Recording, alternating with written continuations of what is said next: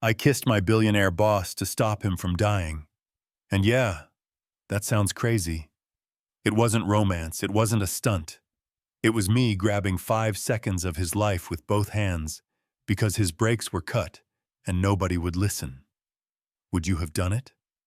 Or would you have watched him drive away and hoped you were wrong? I wasn't always the girl walking on marble floors, keeping my steps quiet so the house wouldn't swallow me. I was the girl in a hot little apartment in Lagos, windows open, city noise pushing in like a tide, holding my third rejection letter of the month and pretending the paper didn't shake. My dad coughed from the armchair, the kind of cough that steals the air out of a room. My mom rubbed his back and told him to rest, but she looked like someone who hadn't really rested in years.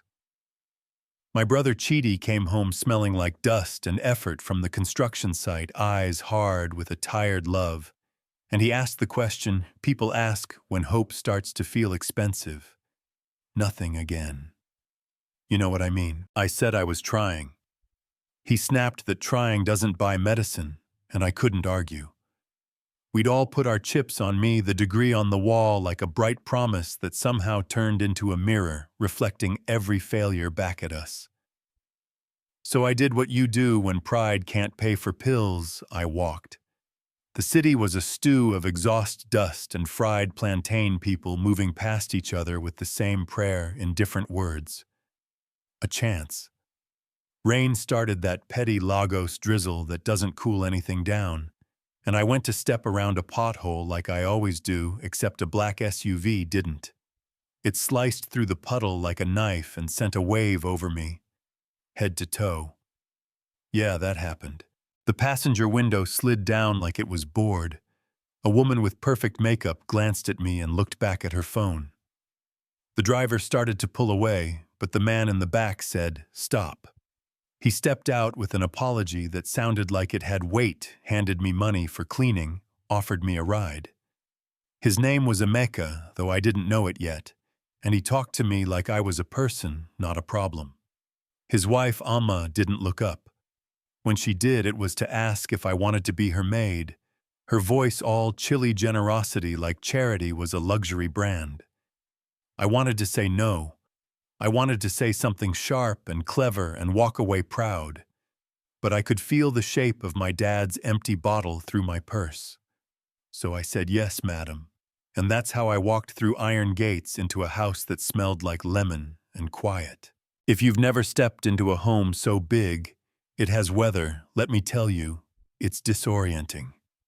The floors reflected the chandelier like a second sky. The air itself felt expensive.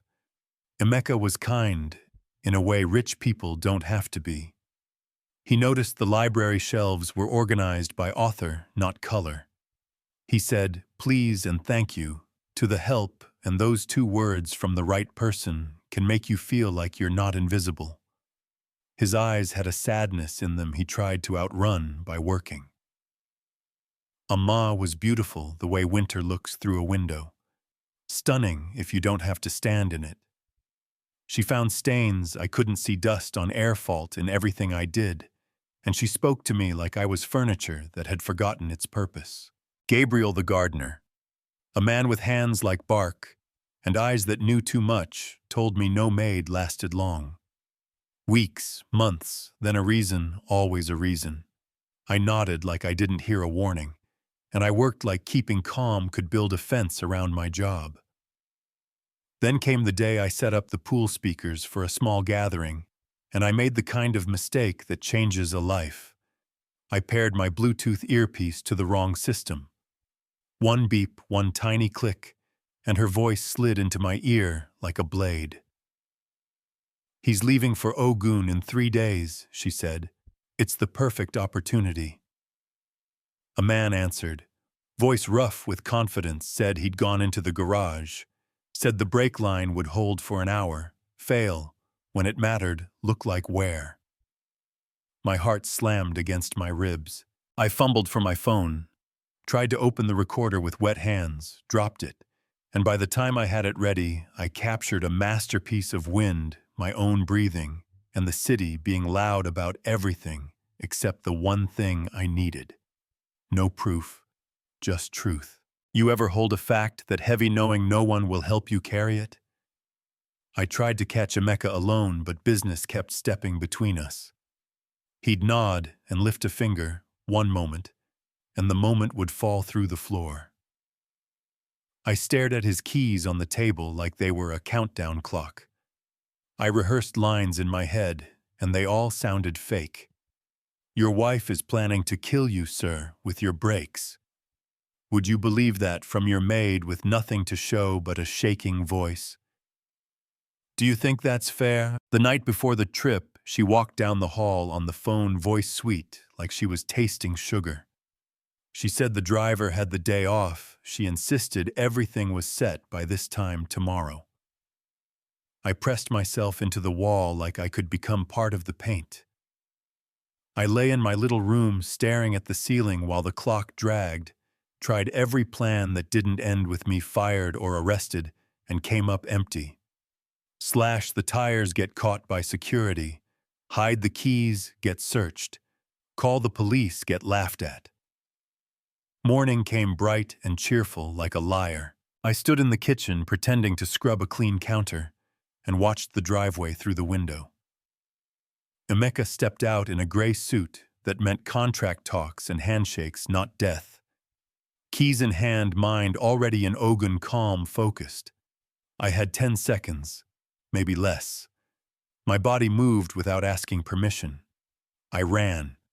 I yelled, "Sir, wait," and he did, because he's that kind of man. I grabbed his face in both hands and kissed him hard, desperate, a collision more than a kiss, and for 3 seconds, the world shut up. 3 seconds. Sometimes that's the difference between a breath and a eulogy. He shoved me back, shock flashing into fury so fast it burned. What is the meaning of this? Have you lost your mind? What is wrong with you? I don't blame him. It looked like what it wasn't. Then Ama's voice cut across the morning like a siren. What is going on here? And the performance began. She flew down the stairs, heels ticking, rage, called me a snake, and worse, pointed at the guards and said, "Take her to the police, she assaulted my husband." Emeka's shoulders sagged under the humiliation of a scene he didn't create, and he said, "Forget it, cancel the trip, I'm not going anywhere." He walked back inside and I got walked into a car with a cage. Pattern interrupt.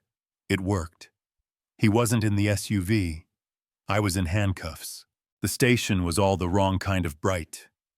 Metal table, plastic chair, that smell of old air. I sat there thinking about brake lines and bad timing until the door opened and Emeka walked in with the kind of calm a man wears when his anger has cooled into questions. He asked me why. So I told him everything fast, quiet, because the walls felt like they had ears. The Bluetooth mistake, the sentences I'd heard, the driver's day off, the 30 different ways. Ama's voice sounded excited when she should have been tired. He said I had no proof, no recording, nothing, and he was right.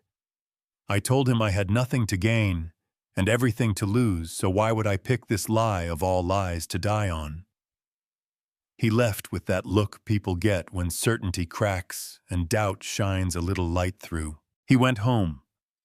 Ama lit into him with a polished speech about betrayal and poor girls with schemes. He raised a hand for quiet. She pivoted like a dancer, soft voice, sweet concern.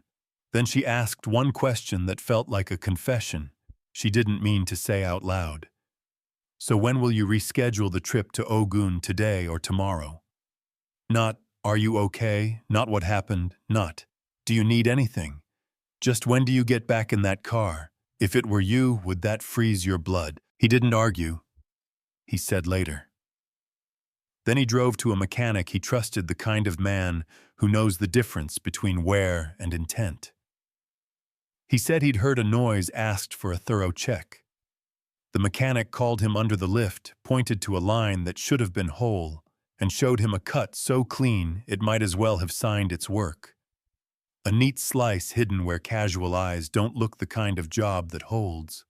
until it doesn't. Proof. The kind that doesn't care about stories. Here's the twist. He didn't confront her with a speech. He planned a funeral. Not a real one. Not yet. He went to a hotel, called his most loyal security officer, and had him make the hardest call, the one with the carefully measured sorrow. The officer rang Amma, said there'd been a crash on the expressway to Ogun. No survivors, I'm sorry, ma'am. Emeka watched his own home on a private feed, a precaution he rarely used, and saw the truth put on its true face. She smiled. Not relief, not grief, not that stunned blankness that steals you. A real smile big enough to invite champagne. She called a man named Deji. She said it worked, come over, we'll claim the body and then the empire. Stick around because what happened next will blow your mind. He walked into his study alive.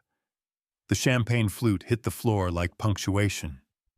She said, "You're alive," and he said, disappointed, and all the air in the room went wrong for her in a single breath. Security stepped in, Deji tried to run, Amma tried to rewrite the script mid-scene, but the camera had already done the writing. They were taken away, and Emeka went back to the station with a different posture. Not a man wondering if a maid had lost her mind. A man who knew who had lost theirs. They dropped the charges against me like they were hot. He waited by his car, eyes softer now, voice lower, and he said, "I'm sorry you saved my life. Why did you do it?" I told him the truth.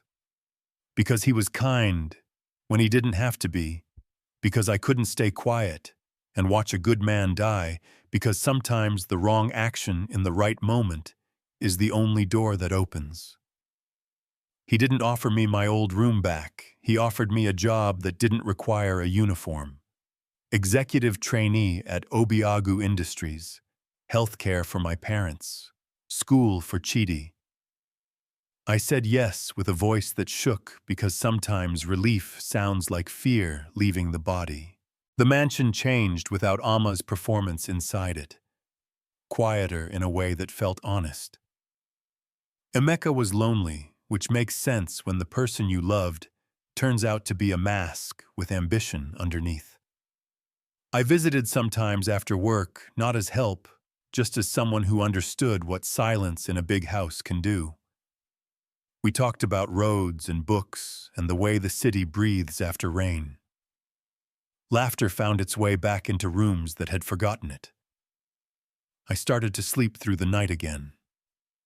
Small miracles. Weeks later, he hosted a dinner.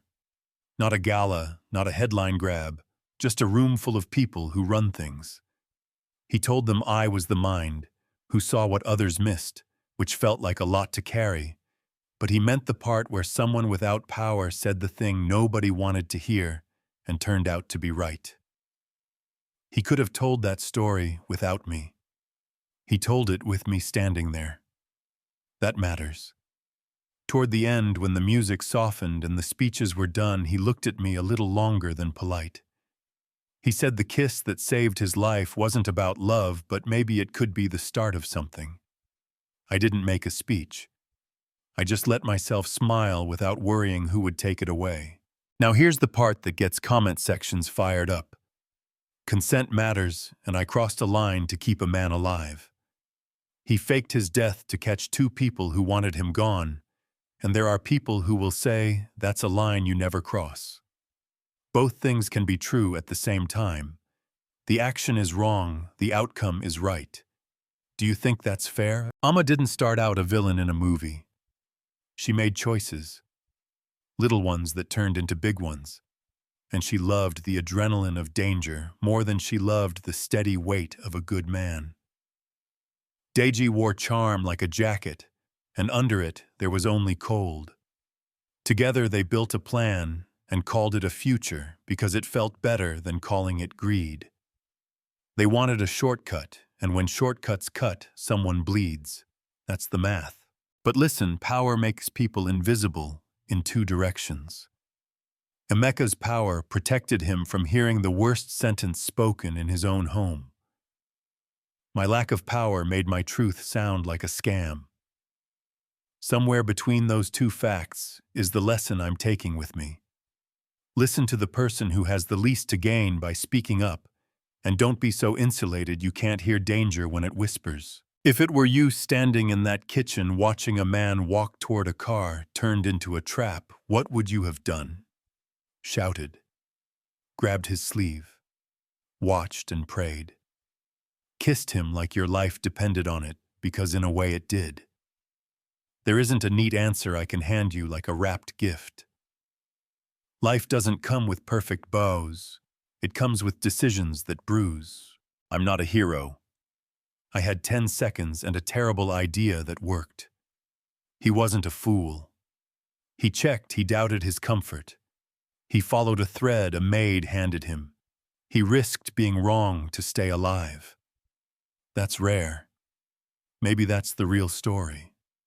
Not the kiss, not the camera, but the moment a man with everything listened to someone with nothing, and both of us walked away, changed. So let me leave you with this, and I want you to argue with me in the comments.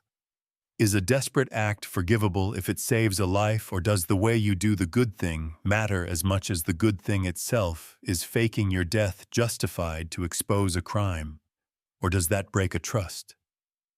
You can't rebuild even with the truth on your side. Where is the line between loyalty and survival when you're the lowest person in the room and who gets to draw it? If you stayed with me to the end, thank you. If your chest tightened when I ran, if you felt that weird lift when the glass hit the floor and the lies crashed with it, then we've shared something. Stick around for the next story, because I promise the truth has sharp edges and we don't dull them here.